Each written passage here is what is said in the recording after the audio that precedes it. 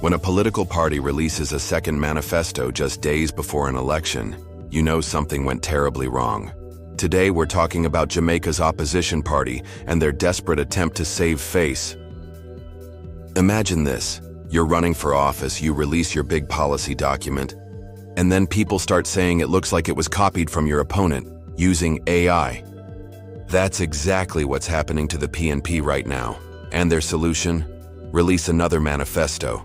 Let's unpack this political disaster. Today we're diving into what might be one of the biggest political blunders in recent Jamaican history. The People's National Party just announced they're dropping a second manifesto with the election literally days away.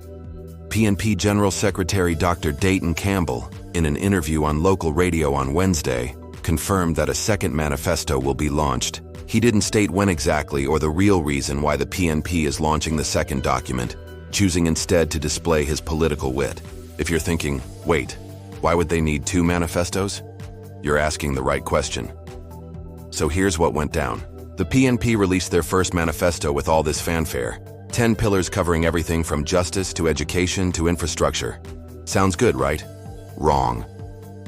Critics immediately started calling it out, saying it looked like an AI-generated copy of the ruling JLP's policies. I'm not making this up. People are literally saying the opposition party used ChatGPT or something to copy-paste their opponent's homework. Can you imagine? You're trying to convince voters you're the change they need, and you're accused of copying and pasting your rivals' ideas? That's not just embarrassing, it's politically devastating. Now, let's talk about why this is such a massive deal. In politics, authenticity is everything.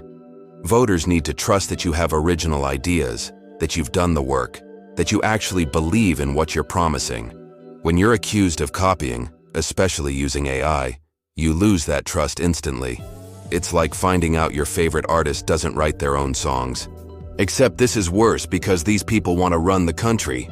And here's the kicker. Instead of defending their first manifesto or proving it's original, the PNP's response is basically, okay, here's a second one.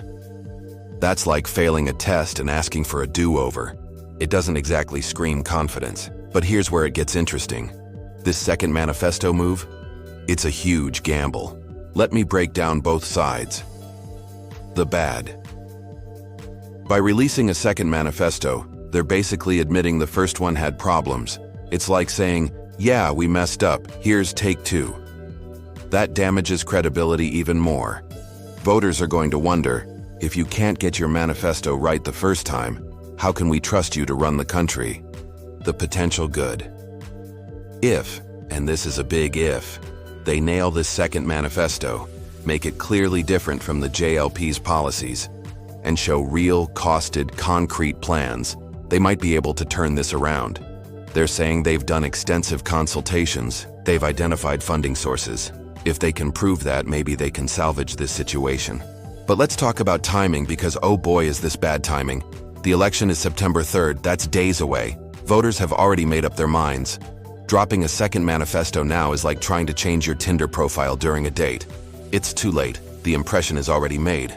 And what impression is that? That the PNP is scrambling, desperate and inconsistent.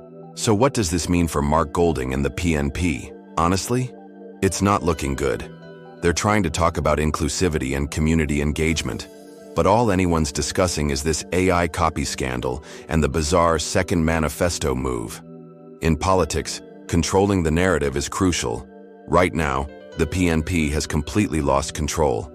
Instead of talking about their vision for Jamaica, they're playing defense about whether they even have an original vision.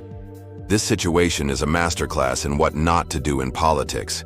It shows how one credibility crisis can spiral into a full-blown campaign disaster.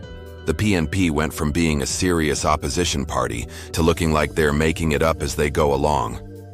What do you think? Can a second manifesto save the PNP, or have they already lost this election? Is this the biggest political blunder you've seen? Drop your thoughts in the comments. If you want more political analysis and breaking news, make sure to subscribe and hit that notification bell.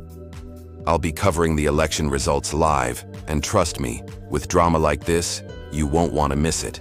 Thanks for watching, and remember, in politics it's not just what you say, it's how and when you say it. See you on the next one.